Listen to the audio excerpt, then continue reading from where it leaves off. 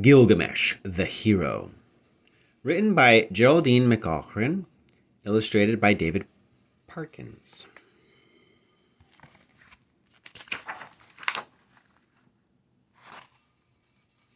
He walked through darkness and so glimpsed the light.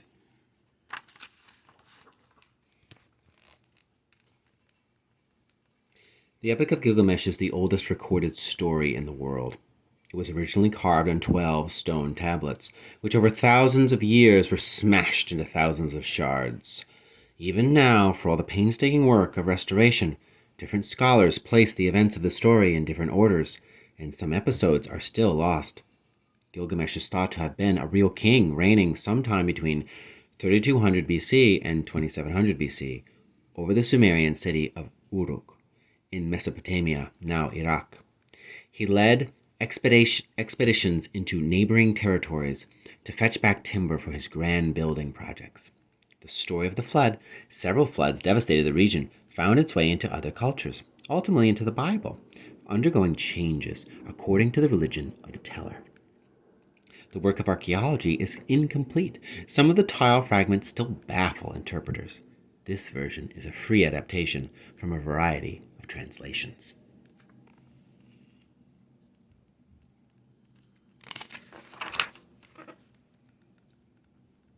1. Heaven Sent. Gilgamesh dreamed that a meteor crashed to earth at his feet. Everyone came running from their houses, pointing excitable. They crowded around the meteor, marveling at the hugeness of it, the harm it might have done if it had fallen on a building, on a child. They pushed at it, but 12 men together could not so much as budge it. In his dream, Gilgamesh put a strip of leather around the rock, and resting the strap across his forehead, strained to lift it. The crowd fell back in awe, though it weighed more than 100 sacks of grain.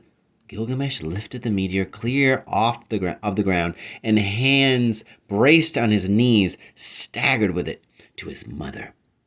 Just as he arrived at her door, he woke.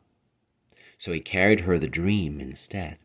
It weighed almost as heavy on his thoughts as the meteor had on his forehead, and he had great difficulty explaining the passion he had felt towards this rock.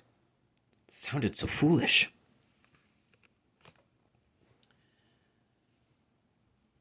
His mother, Ninsun, did not laugh. She did not make light of his dark dream. The gods are sending you a wife, perhaps a visitor, some foreign king or sage, someone of great importance. This is not the first time, he admitted. I dreamt another dream. Tell me, said Ninsun. I dreamed I was walking through the streets of Uruk, and I saw an axe lying on the ground. It was beautiful, mother. I had to pick it up. I had to own it. So I slipped it through my belt and wore it by my side. And I was so pleased to have it. I can't begin to say.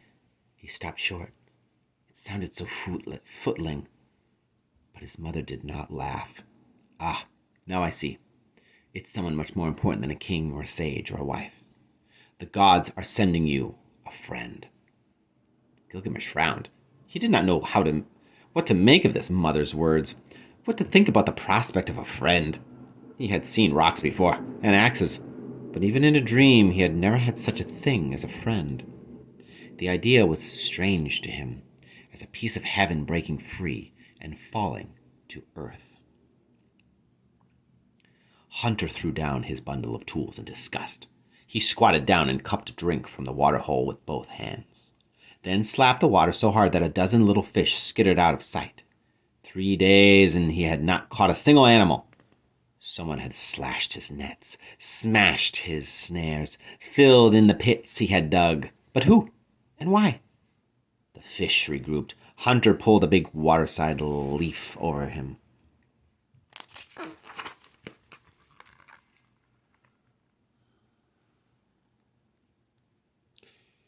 To keep off the sun. Otherwise, he would never have seen the creature come down to drink. The sight made all the hairs stand up on his neck. The creature came down to the water, walking on the balls of his long feet, on the knuckles of his large hands. His entire body for the palms of his hands, the inside crooks of his arms, and the hollows of his eyes were matted with hair. But this was no bear or cat. He bent his head down to sip directly from the water. But this was no antelope or hog. He had a mane of long, wiry hair. But this was no lion. This was a man. Hunter waited, motionless, for the beast to finish drinking and to stalk away. He held so still that the fish nibbled his toes. He held so still while ants crawled on his arms and the flies settled on him in clouds. Not until the creature had loped away, head up, the water glistening on his pelt, did Hunter snatch up his tools and run. Afterwards he wondered if he had imagined it, the sun too hot on his head, the light too bright on the water. Next day he had more to worry him than imaginary beasts. Once again his traps were all smashed, his pits all filled. Once again he found himself cooling his anger at the waterhole. He splashed his face, he skimmed an angry stone. The stone bounced 6-7 times, then a fist closed over it, and the man-beast was looking back at him across the lake. With sharp, dark eyes, teeth bared, Hunter fled for his life. "It was there again, father, I saw it," he gasped as he stumbled into camp. "Bigger than a lion, stronger than a bull. I've never seen a man like him, father. He's the one who's been cutting my nets and smashing my traps and filling in my pits. With him out there, I'll never catch another beast." His father blinked his blind old eyes and said, "King Gilgamesh has more wisdom than most. Go to Uruk, son, and ask the mighty Gilgamesh what to do." Hunter did not hesitate.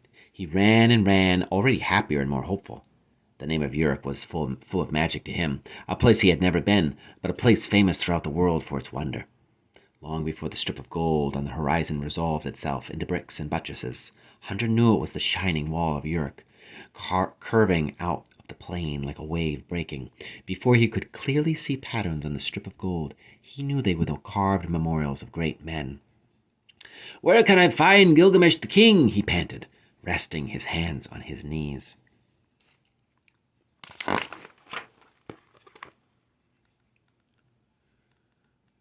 The men at the gate scowled at him. The women by the well turned aside their eyes. He might as well have named the monster Huwawa. So Hunter headed for the largest palace, the tallest tower, and asked there for Gilgamesh. "Why?" asked the men at the door. "Go away from here, huntsman. You are better off in the wilderness." "Why?" asked Hunter, gazing around him in wonder at the glazed tiles, the ivory carvings, the great glossy tea bowls of flower petals, the host of servants silent as shadows. "What more wondrous place on earth is there than Uruk?" "None," replied the usher who led him to the king's audience chamber. "If it weren't for its king, I do not know what troubles bring you to Uruk, young man.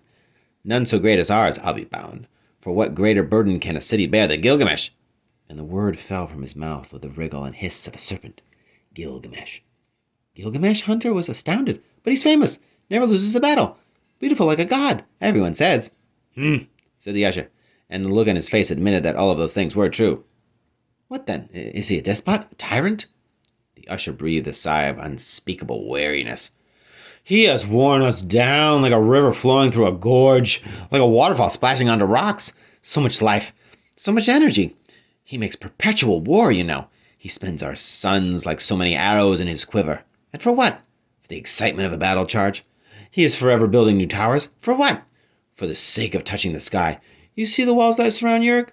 Who do you think toiled under the sun to drag those stones?"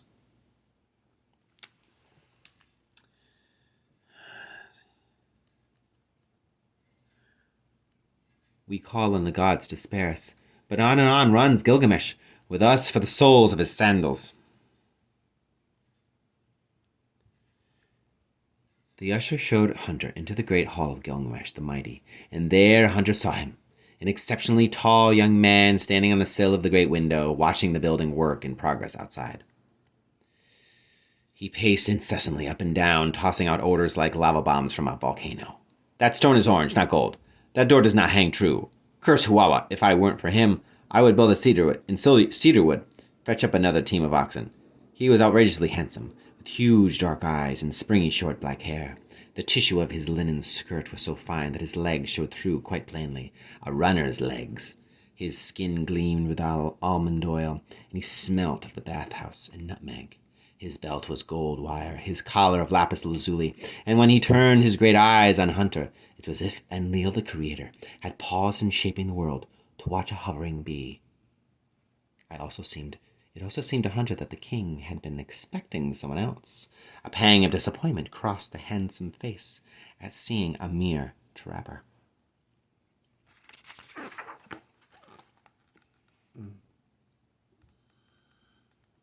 "O mighty king, your wisdom is talked all over," said the hunter awkwardly. Then he blurted out the story of the wild man.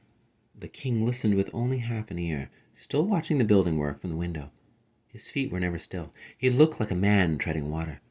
When Hunter fell silent, Gilgamesh turned and smiled the most fleeting of smiles.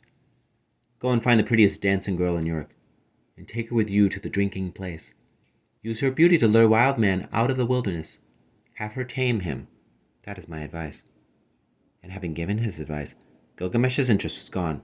He was bored again and restless, but he called out his hunter back through the heavy door hanging. "Tell me, did you meet anyone on the road? Someone on his way here? Someone like me?" "There was no one like Gilgamesh," said Hunter, and he clambered backwards through the curtain as fast as it would let him.